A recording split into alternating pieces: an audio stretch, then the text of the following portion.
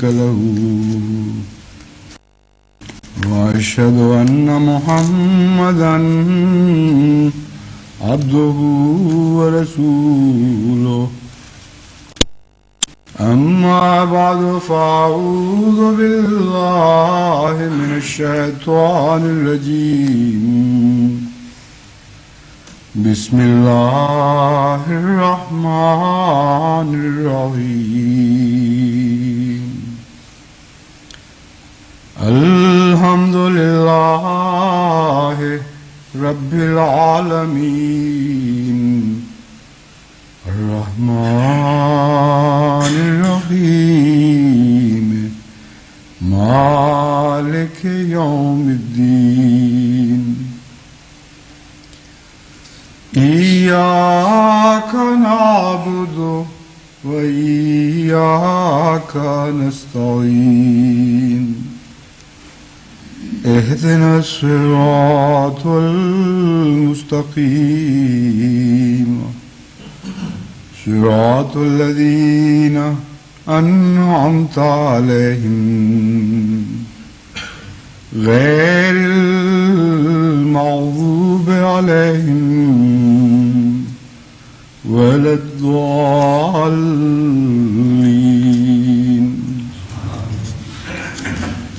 والذين هم لأماناتهم وعهدهم راعون والذين هم على صلاتهم يحافظون أولئك هم الوارثون أولئك هم الوارثون الذين يرثون الفردوس هم فيها خالدون.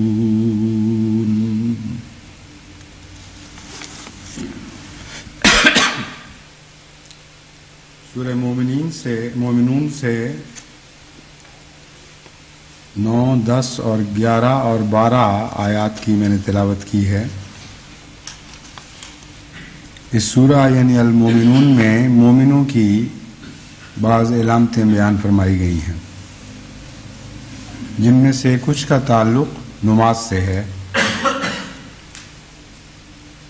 اور نماز سے جن آیات کا تعلق ہے اس میں ان آیات میں وہ امور بھی بیان فرمائے ہیں جو نماز سے متعلق ہیں اور براہ راست امور سے پہچانی جاتی ہیں. فرمایا والذین هم لأماناتهم وعہدہم راعون، یہ مومن وہ لوگ ہیں جو اپنی امانتوں اور اپنے عہدوں پر نگران رہتے ہیں.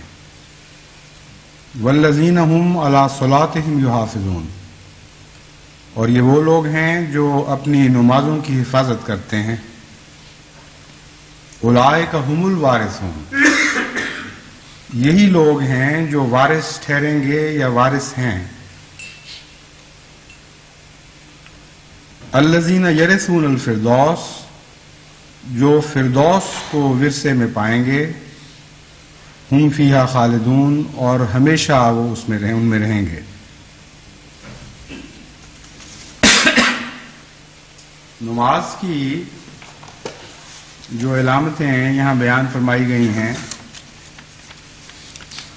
جیسا کہ میں نے پہلے خطبے میں بھی ذکر کیا تھا، کچھ علامتیں نماز کی باہر سے تعلق رکھتی ہیں یعنی معاشرے سے، اور کچھ علامتیں انسان کے اندر اپنی ذات کے اندر ڈوب کر معلوم کی جاتی ہیں.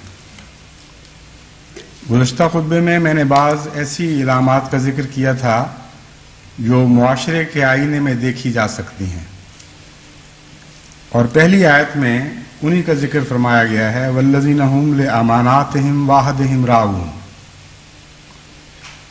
کچھ دوسری علامتیں ہیں جن کا انسان کے نفس سے، اس کے قلب سے، اس کے اندر پیدا ہونے والے باریک در باریک روحانی تغیرات سے ہے. اور ان کا ذکر فرماتے ہوئے علی صلاتہم یحافظون فرمایا گیا۔ دیکھنا یہ ہے کہ یہاں حفاظت کا کیا مضمون ہے۔ بعض اوقات تو حفاظت صرف فرض کے طور پر کی جاتی ہے، جیسے چوکیدار گھر کی یا کسی بینک کی حفاظت کرتا ہے، اور بعض اوقات حفاظت محبت کے نتیجے میں پیدا کی ہوتی ہے، یعنی محبت حفاظت کا خیال پیدا کرتی ہے، اور وہ حفاظت اس فریضہ حفاظت سے مختلف نوعیت کی حفاظت ہوتی ہے۔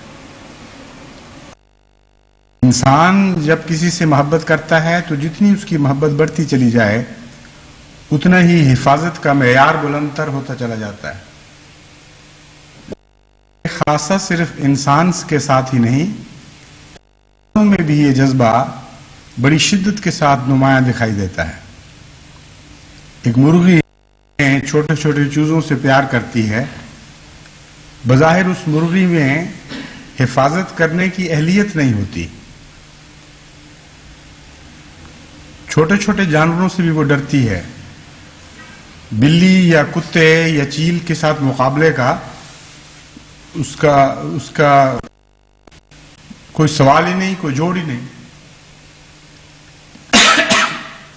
لیکن جب محبت کے نتیجے میں حفاظت کا خیال پیدا ہوتا ہے، جب اپنے چوزوں سے پیار کے نتیجے میں وہ حفاظت کرنا چاہتی ہے تو ایسا بفر جاتی ہے، ایسا اس میں حوصلہ پیدا ہوتا ہے، ایسا عزم اس میں پیدا ہو جاتا ہے، ایسی غیر معمولی قوت آ جاتی ہے کہ وہ پھر بلی یا کتے سے نہیں ڈرتی، بلکہ ایسی مرغی سے بعض دفعہ دوسرے جانور دامن بچا کے گزرتے ہیں، اور اگر وہ حفاظت نہ بھی کر سکے تو حفاظت کی دعوت دیتی، ایسا جھپٹتی ہے شدت کے ساتھ کہ دیکھنے سے وہ نظارہ ہو جاتا ہے۔ تو یہ حفاظت جو ہے، یہ اس کا مقام بھی بالکل اور ہے۔ دیکھنا یہ ہے کہ یہاں نماز کے ساتھ جس حفاظت کا ذکر فرمایا گیا وہ کیا حفاظت ہے، اور اندرونی بات کے ساتھ اس کا کیا تعلق ہے۔ جب میں نے کہا کہ اس حفاظت کا اندرونی تغیرات سے تعلق ہے اور باطن میں یہ علامتیں بتائی گئی ہیں، تو یہ مضمون کس طرح اس سے جوڑ کھاتا ہے۔ اس سلسلے میں سب سے پہلے حضرت صلی اللہ علیہ وآلہ وسلم اس آپ کو سناتا ہوں۔ حضرت ابو روایت ہے ان رسول اللہ صلی اللہ علیہ وسلم قال الا ما يمحو الله به الخطايا ويرفع به الدرجات قالوا بلى يا رسول الله قال اسباغ الوضوء على الماء وكثرة الخطى الى المساجد وانتظار الصلاة بعد الصلاة فذلكم الرباط مسلم کتاب الطہارت۔ یعنی حضرت ابو ہریرہ بیان کرتے ہیں کہ آن حضرت صلی اللہ علیہ وآلہ وسلم نے فرمایا، اور یہ ایک سوال کے رنگ میں فرمایا، الا ادلکم علی ما یمحو اللہ خطایا، کیا میں تمہیں نہ بتاؤں کہ وہ کیا چیز ہے جس کے ذریعے اللہ تعالیٰ خطاؤں کو دھو دیتا ہے اور دور فرما دیتا ہے اور درجات کو بلند کرتا ہے۔ انہوں نے کہا کیوں نہیں یا رسول اللہ؟ فرمایا اسباغ الوضوء علی المکارہ، کہ مکارہ کے باوجود وضو کو اختیار کرنا اور وضو کے ذریعے اپنے جسم کو نماز کے لیے پاک کرنا۔ یعنی عام حالت میں نماز کے لیے وضو کیا ہی جاتا ہے، لیکن یہ کہ وضو کی